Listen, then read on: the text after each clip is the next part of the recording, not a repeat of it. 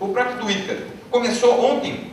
O publicitário lá no Digital Age falou que não via nenhuma utilidade no Twitter, porque a pergunta é, o que você está fazendo agora? Só que ele não conseguiu entender ainda que essa era a intenção inicial do Twitter. Dizer o que você estava fazendo. Estou num show, né? Estou indo para o escritório. As próprias instituições jornalísticas estão usando o Twitter para chamar novos visitantes. Aqui tem uma forma de colocar a URL, né, para o site de maneira compacta, já que são apenas 140 caracteres. Vocês vejam aí a BBC, o Telecine falando sobre sua programação, a Globo tem o excelente G1 e tem o Twitter também falando das últimas notícias, a Capricho também tem o seu Twitter, né, que fala diretamente com o seu público. Então vocês vejam que o Twitter não pode ser apenas pensado como uma micromídia, aqui está sendo usado como uma mídia nicho.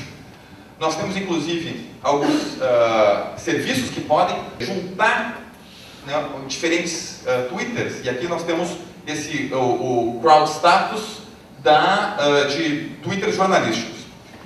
Vejam só, aqueles abalos que aconteceram em São Paulo, eles foram primeiro noticiados no Twitter para só depois, 20 minutos depois, serem noticiados nos portais e mais tarde ainda nas televisões. Esse foi o primeiro tweet sobre esses abalos, dessa pessoa R. Bueno, falou tremor na aclimação, 12 pontos na escala que você escolher. E logo em seguida já foi criada uma tag, que era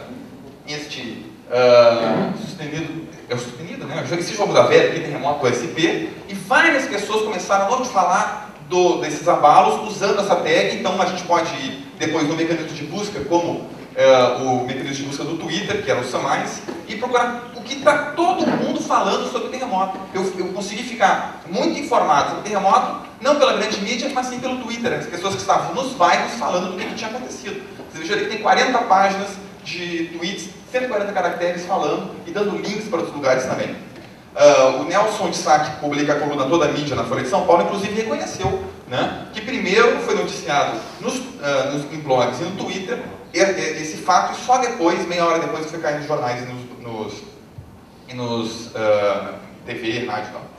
Bom, eu fiz uma pesquisa quando eu tinha apresentado ainda os dados numéricos e estatísticos, e eu vou apresentar aqui pela primeira vez. Eu fiz um estudo sobre a cobertura dos casos da Isabella Nardoni e da Madeleine McCann, e fui olhar como é que isso tinha sido noticiado nos jornais, no Twitter e nos blogs. Então nós fizemos o seguinte, nós pegamos 16 dias, ia ser 15 dias, mas aí teve aquela entrevista da mãe da Isabella Nardoni no Dia das Mães, então a gente incluiu esse 16º dia. Nesse período, vocês vejam que os valores, quando essas matérias apareceram na capa, quantas matérias tinham no miolo, a gente não contou por centímetro coluna, a gente só via quantas matérias tinha e contava, e quantas cartas de leitor.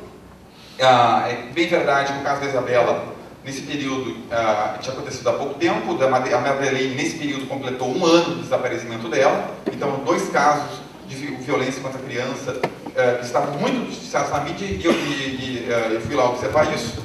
Nós pegamos todos os tweets que tinham acontecido nesse período e nós fomos ler e contar cada um desses tweets. Então vocês vejam que nesse período de 16 dias foram 440 tweets, 43% citavam a mídia de massa, então falavam do que as pessoas tinham lido, ou tinham ouvido nas rádios, ou tinham visto na televisão. Existe ali, depois vocês vão ver que havia muita crítica também a essa cobertura. 18% desses 440 tweets foram publicados pelas próprias instituições midiáticas, nos seus tweets, por exemplo, do Estadão, do Yahoo News. 7% apenas eram opiniões sobre o caso, 13% era de humor, normalmente humor negro, né? E 20% de outros estilos de mensagens. 134 tweets eram criticando a cobertura da grande mídia. As hashtags, quer dizer, aquelas tags com o joguinho da velha, nós encontramos Isabella 9, caso Isabella 15, 5 com Isabella Nardoni e 1 com Nardoni. E desses 440 tweets, 145 apresentavam links para outros sites. Então, mais uma vez, vocês vejam o encadeamento midiático, né? Depois, no caso Madeleine... não, perdão, isso. Ih, caramba, eu misturei aqui. Ali em cima está falando Isabella, Madeleine, tá? Então foram 188 tweets sobre a Madeleine. Aí vocês vejam que era 1 ano depois, então, do desaparecimento dela, 70% desses tweets eram de instituições midiáticas jornalísticas, puxando links, né, puxando leitores para os seus próprios sites. 15% eram pessoas falando sobre os meios de comunicação de massa, 4% de opiniões, 2% de humor, 6% de outros e 4% a gente não conseguiu entender o que estava sendo dito, porque eram línguas nórdicas e outras línguas que a gente não conseguiu compreender. Bom, 4 críticas à cobertura da mídia, bem inferior, né, ao que a gente viu são 2 momentos diferentes, mas também são coberturas diferentes. Achamos apenas uma hashtag engraçado, mostra que o brasileiro rapidamente incorpora essas tecnologias, né, essa forma de também usar esses meios, e 148 links para sites. Aqui vocês têm um gráfico dos tweets no período, né, até o dia 13 de maio. Então, azul é a Isabela, vermelho é a Madeleine, então vocês vejam alguns picos. Aqui é o pico da entrevista da mãe da Isabela, lá quando completou 1 ano do desaparecimento da Madeleine. O que eu estou querendo chamar a atenção com isso? As pessoas estão lendo, ouvindo, escutando mensagens da grande mídia e elas estão discutindo. Então, algumas pessoas dizem, as pessoas estão nos blogs fugindo das notícias, estão fugindo, né, daquilo que importa, estão só falando bobagem. Vocês vejam que, agora vou mostrar os blogs para vocês, os blogs são altamente responsivos àquelas notícias que estão acontecendo. Então aqui, Isabela Nardoni, em todos os idiomas, e aqui só em português. Eu também tinha feito pesquisa apenas com Isabela, mas aí a gente encontrava picos de 500 posts por dia, só que eu falava também na Isabela Rossellini, então eu tirei e botei aqui só Isabela Nardoni, quando era mencionado o nome completo. E ali, Madeleine McCann. Então vocês também vejam aqui os picos que se referem ou a alguma... aqui o período é maior, né? Porque o Tecnorat não permitia que eu pegasse só os meus 16 dias. Então vocês vejam como as pessoas estão discutindo publicamente, estão debatendo, estão pensando juntas.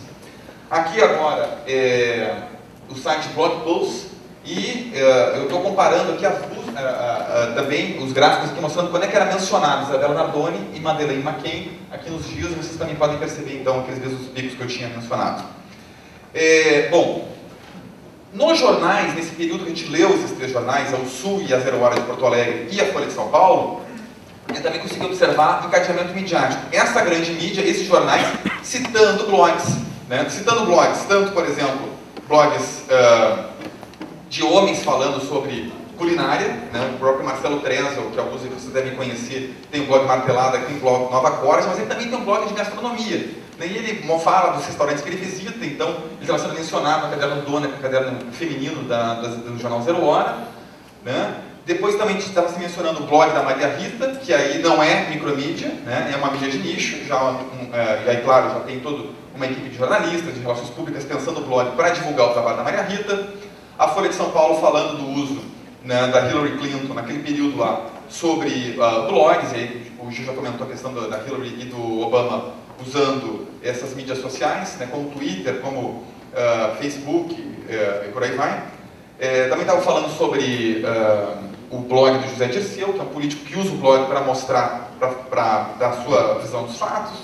E sobre o caso Isabela, o Sul publica a seguinte matéria de página inteira, no dia 28 de maio. O caso Isabela vira febre na internet. Comoção se reproduz virtualmente e debate sobre o crime tomar conta do Orkut, de blogs e portais de notícias. Então vocês vejam que não há essa oposição, essa barreira que diz lá são os blogs, aqui são os jornais, lá são os podcasts, que são esses áudios independentes na internet, e aqui estão as rádios profissionais. Então nós podemos concluir que existe hoje uma relação simbiótica entre os níveis midiáticos. Simbiótica sim, inclusive porque a grande mídia hoje precisa dos blogs, precisa do Twitter. Nós vamos encontrar muitos dos jornalistas das grandes empresas lendo os tweets e lendo os blogs para ver o que está pegando, né, o que está aparecendo, para poder inclusive ir atrás das pessoas, né, e usando blogs e Twitter para se pautar. Então nós não podemos mais falar sobre essas oposições entre esses níveis midiáticos e pensar assim, como é que está acontecendo esse encadeamento. Qual é o futuro da web, me perguntaram? É o aprofundamento justamente dessas práticas. A revista imprensa desse mês está lá dizendo blogueiros não são jornalistas. E aí o Noblar, semana passada em Porto Alegre, ficou rindo disso, falou, eu sou jornalista e sou blogueiro. E tem blogueiros que fazem jornalismo e não são jornalistas. E ele disse até, ironizou, os meus amiguinhos não gostam que eu fale isso. Então, nós estamos hoje realmente precisando repensar a comunicação, repensar a tecnologia, repensar a sociedade. Não ficar com medo disso, não se perder em brigas sobre se o diploma deve ou não ser importante, mas sim se preocupar com aquilo que realmente é importante. Qual é a formação que nós estamos dando aos nossos estudantes de jornalismo? Muito obrigado, visitem meu blog.